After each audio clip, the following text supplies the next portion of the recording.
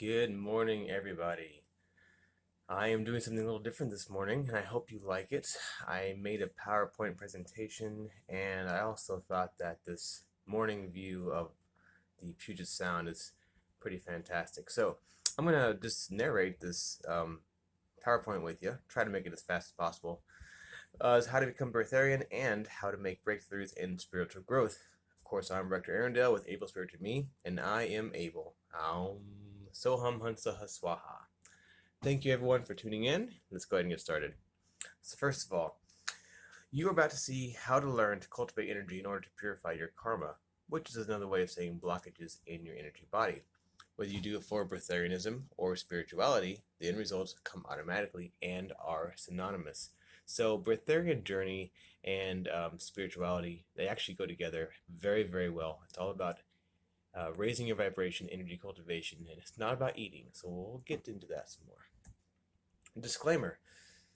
This is where you would usually see a statement like, this is not medical advice, I'm no doctor, blah, blah, blah. But as it turns out, I actually am a doctor, but I did choose to leave my practice because science is flawed. I've already given my opinion on that multiple times, so there you go. I'm not telling you what to do. I'm not telling you to do what I suggest. I'm simply telling you true ways to achieve what I always wanted and to achieve what you may want as well. You are, of course, responsible for knowing what you are ready for as a person. I can only take responsibility for your actions if you actually contact me directly and ask for assistance or guidance. Otherwise, this is just for entertainment and information. So, your long-term goal is to undo your karma. Learning to cultivate energy, both bringing it in your body and keeping it. You will automatically work through the energy blockages or knots in your energy pathways. So, having a pure, strong flow of energy, you will once again become your true self, and your interpretation of that will be your own. I'm not going to tell you what enlightenment means. Eating or not is just a very small part of it, once again. So, the present situation, we have many, many energy blockages in the many nadis or energetic pathways in our bodies. You could call it karma if you were inclined, but however, that word does have some connotations like Hinduism and Buddhism. So I prefer the term blockages. These blockages are both physical and non-physical. As you probably know, we have more than just a physical body. We have other bodies as well, and the blockages are in those bodies as well. So up to present, we have many religions, right? Most religions are flawed, but ultimately are supposed to help one with the blockages. Some religions are close to perfection, while others are very far away. No matter what you have been through, it has led you here, and that's important, isn't it? So you don't have to change religions or gain one in order to benefit here, okay? So I'm not trying to change anyone's mind on their faith. I just want to help you raise your vibration, raise your energy, and overcome some of the problems that you've been trying to face and battle for years and years and years. So the alternatives, you can keep doing exactly what you're doing, maybe following religion that makes you feel guilty, or you doubt, don't really have a clue what to do, or you can keep searching, researching, and trying everything that feels right. Yes, this is what you should do. Try everything that feels right and keep searching for more until you're satisfied. So if this feels right, keep paying attention, and if it doesn't, then hey, you tried it. You can't say anything bad about trying things. If they don't feel right, they're not right for you yet or at all. Okay, moving on. Step 1. For breatharianism and spiritual growth, you have to believe it's real and possible for everyone, including you. Some people think that they're not worthy of things. You have to get over that. You are worthy, you are able, you are capable. I am able, right? So, believing that it's possible for you is an important step. You need motivation. You need to know that it is not imagination. You need to know that you can get beyond all of your self-limiting concepts that are burdening you. Most of these burdening concepts came from our population training. Your parents, your grandparents, and your friends all tell you what is right, how to live, etc., limiting what you can and cannot do. Just talk to female bodybuilders who were told they can't do it and they're doing it. So, don't let anyone tell you your limitations. And it is not make believe, it is make what you believe. Just a little phrase that I coined. I like it. So, let's make what we believe. So, the first step, or just technically step 2, after you believe it's possible, is stop drinking water at night. Other than when you take that little sip of water in the middle of the night, you're already doing a 6 to 10 hour dry fast every single night. So try to teach your body that you don't need that little sip. You can live very comfortably a very, very long time without little sips. So try drinking just a little more water before bed instead, and see if you can go that whole 6 to 10 hours of sleep without drinking water, because you're letting your body have a full dry fast. Now, you recognize that you already do dry fast every day, which gives your body a wonderful chance to rejuvenate, rest, and heal. So begin extending the dry fast just a little. This is step 3. You can either stop eating or drinking an hour before bed or an hour after you wake up, or you can do both. You can add an hour before and after, or a half hour before and after, or change it to suit each day. Maybe someday you want to have a snack right before bed. You can wait a little longer in the next morning, or the opposite. So you are miraculously cleaning your physical blockages when you're doing dry fasting. And it's really the best possible cleanse you can do on a physical level. Step 4, begin energy cultivation activities immediately. There are so many types and options. There's yoga. I personally only do the Ketra mudra. I don't really do much other yoga because I don't like it that much. No fap, which is basically withholding your seed, withholding any sexual activity. There's sun gazing. I recently dabbled in that. Don't do it much. Pranayama, I do a lot. Tai Chi, Qigong, Falun Dafa. Light music. That means music that makes you feel good, makes you feel happy. There's a lot of buzz about using 432 hertz instead of 440 hertz. That might make a difference, but ultimately, music that makes you feel happy and energetic, that is what you want. Wim Hof breathing. I didn't used to like it, and then I realized the benefits, so I'm a big fan. Guided meditations. Oh my gosh, huge fan. Praying, if you believe in a deity, praying is really great. If you don't, no big deal. A lot of other options. So you can see energy cultivation activities are very user-friendly. You can choose whatever you enjoy, and they all work. I can also recommend my own videos, or others too, regarding energy cultivation practices, guided meditations, etc. There are so many wonderful sources, so let me know if you want some options besides the ones that I've already posted. Step 5, consider the timing for big change. You can't do a big change when you're stressed out. If you have a lot of family responsibilities, stressful times at work or home, or relationships now or expected soon. For example, a newborn baby. Yeah, I fell off the ship very hard when I had a new baby just a couple months ago. Went back to all my bad habits. Now things have settled down. I'm de-stressing. Life is good again. Influence is currently in your life. Do you really want to change? Are you really willing to give up hanging out with bad influences, including long-term friends or even family? Do you want to go to the bar every night? Do you want to go to that barbecue? Do you want to eat that hamburger, that steak, etc.? These are things that you may end up outgrowing, not liking anymore. And if you don't want to outgrow them or stop liking them, then you shouldn't consider this yet. Please note that steps 1 through 4, not drinking at night, extending the dry fast, and doing energy cultivation, those should be done by everyone, even before deciding to do anything big or life-changing, because those are very simple and easy beginning steps for purifying your body and raising your vibration, your frequency, and making you feel happy and healthy. So they're just good no matter what. Now, step 6, if you're about to make a big change, consider your motives. Do you want a better body image? Do you want a better health? Do you want better immunity, longevity? Do you want to live longer? Do you want to manifest more? Do you want to have spiritual growth or more time in your day to be productive? Do you want to be more present and aware in the moment? Do you want to have more energy? Do you want to save money? All of these reasons and anything you can come up with are important for your will to succeed, because the steps are easy, but they require willpower. Willpower is another term, another way of saying Kundalini. Really, it's the same thing. Kundalini and willpower are identical. Your soul, your will to make things change in your world.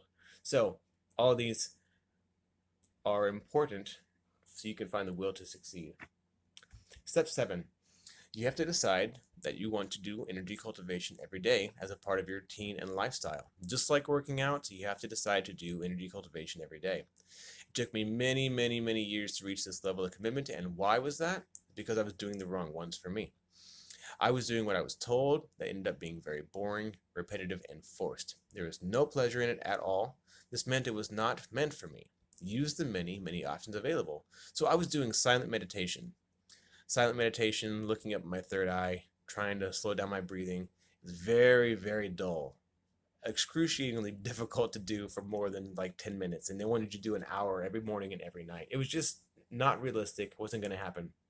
So I found alternatives, and that's what I'm recommending. Find something that you like. There are a lot of good options that make you feel happy. Step 8, begin listening to your body. While you're dry fasting and raising your vibration, you're going to begin to have painful, tight, or sore areas show up randomly in your body. Actually, it's not random, but it feels like it's random. So you want to work on these areas almost exclusively. Your body is literally pointing to your blockages in a very real and tangible way. So you can stretch them, you can massage them, you can pulse them with your fingers, breathe into the area. Yoga is only one method. The 5 Tibetan rites is another. I actually don't follow anything specific. I just stretch anything that feels tight in my torso and around my spine until it no longer does. Very easy. Recently, I posted that I do a lot of work on my neck. Turns out that I have a lot of blockages in my neck and my upper back. I had no idea until recently. And that's because I worked through other ones until this particular blockage surfaced. So work on the painful, tight areas until they feel better. And then if you have no more tight or painful areas, guess what? Your work is done. So pretty neat. Step 9, step up the game by beginning to extend your dry fast even more, as long as is comfortable every single day. This once again emphasizes the blockages in your body. You will feel the tight or sore areas that want work. You won't have to guess which chakra needs work. It will be achy. Think of OMAD, which is 1 meal a day. It's very popular. It would be a very high goal to have 1 drink or snack per day.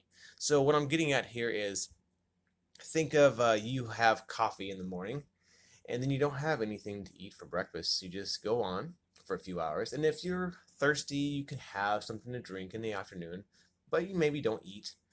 Even better, you have your coffee and a couple drinks in the morning, and you don't eat or drink all day, all night, and then you repeat the next day.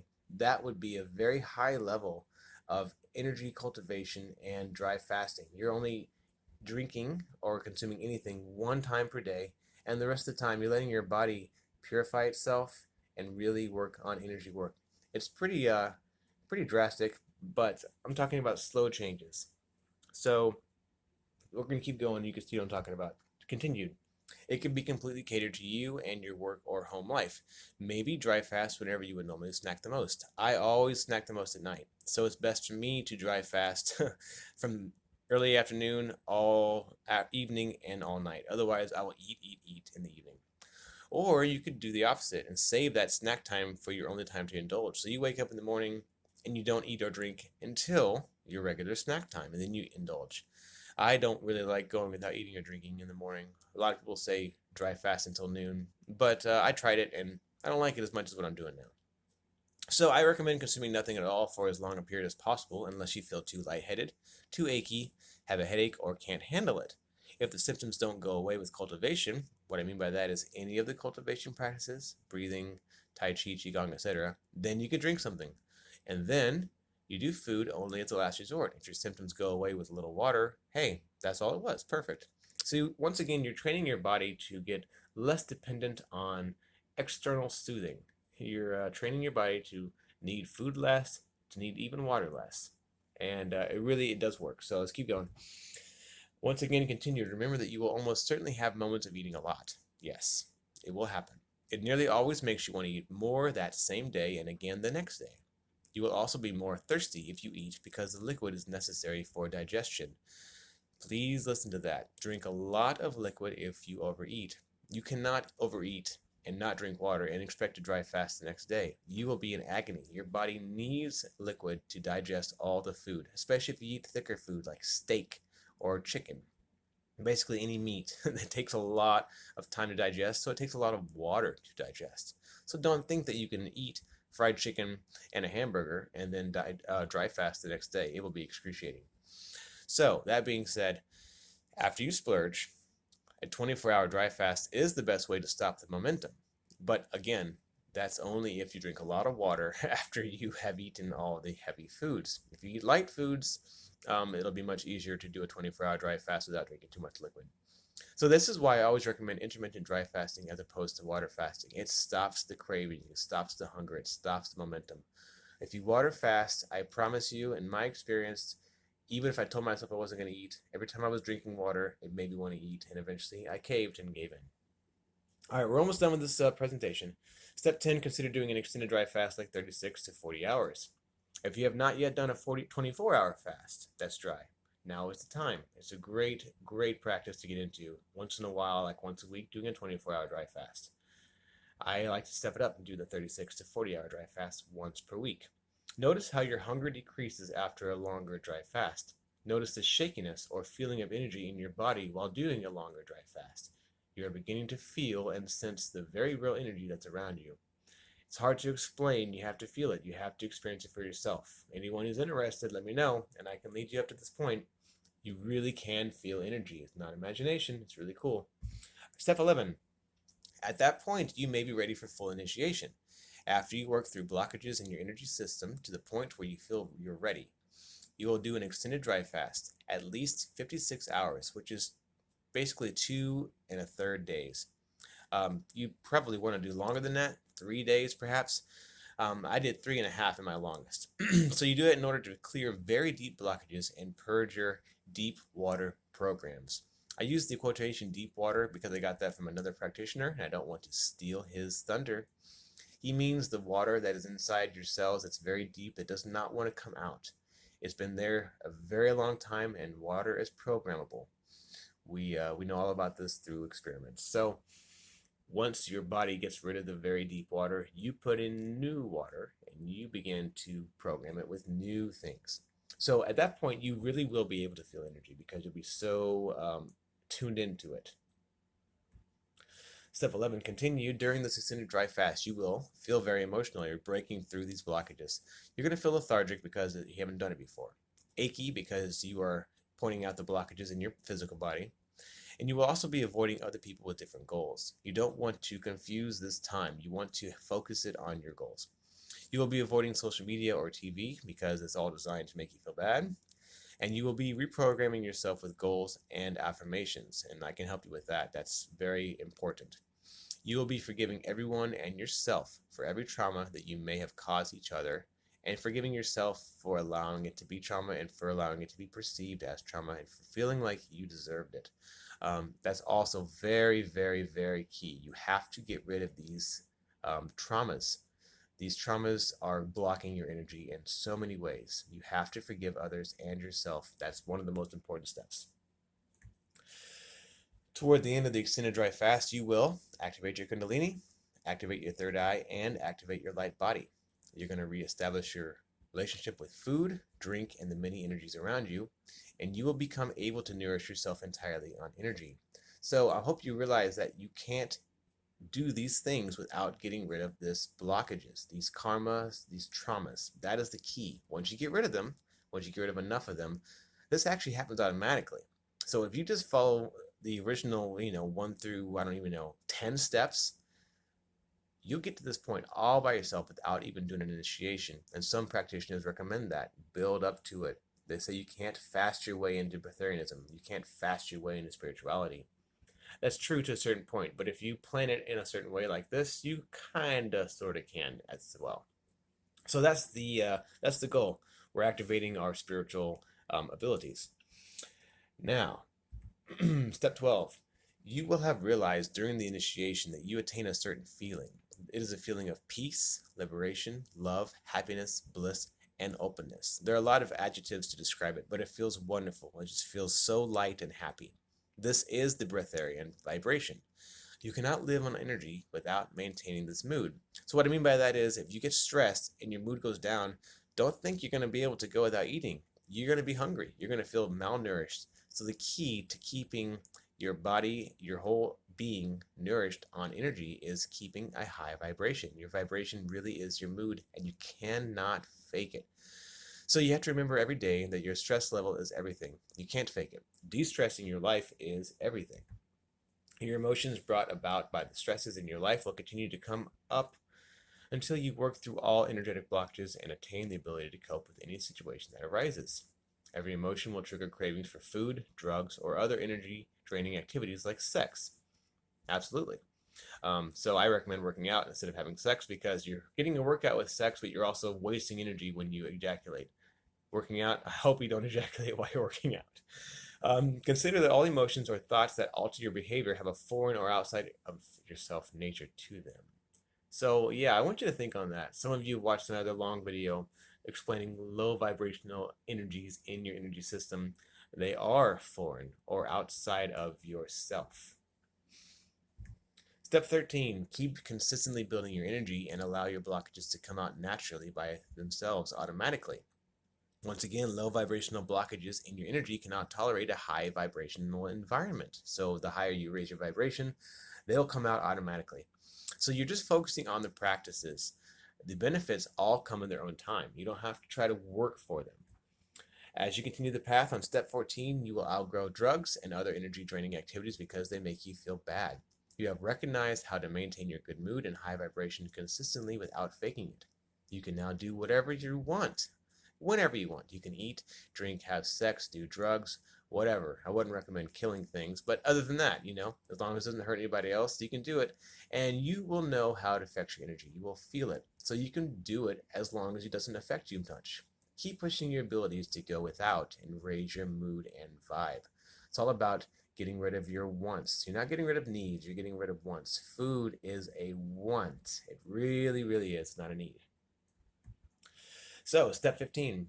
You have achieved what 1 in millions achieves. You have broken through the karma and limiting beliefs of yourself and the normal population. You have become self-realized. You need nothing but can have everything. You make your own rules and reality. So that is it, ladies and gentlemen.